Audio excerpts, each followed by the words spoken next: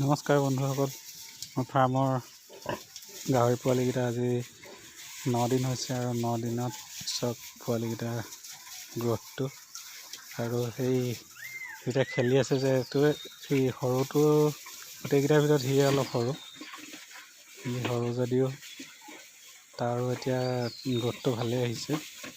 পোৱালিকেইটা কেনেকুৱা হৈছে আপোনালোকে জনাবচোন, গ্ৰথটো কেনেকুৱা হৈছে আপোনালোকে জনালে তেতিয়া মই গম পাম ভাল হৈছে নে বেয়া হৈছে। মোৰ মানে ভালেই হৈছে আৰু ধুনীয়াকৈ খেলি আছে তেহেঁতি। আৰু ভিডিঅ'টো কেনেকুৱা লাগিলে আপোনালোকে জনাব, পোৱালিকেইটাৰ গ্ৰথটো কেনেকুৱা হৈছে সেইটো জনাব।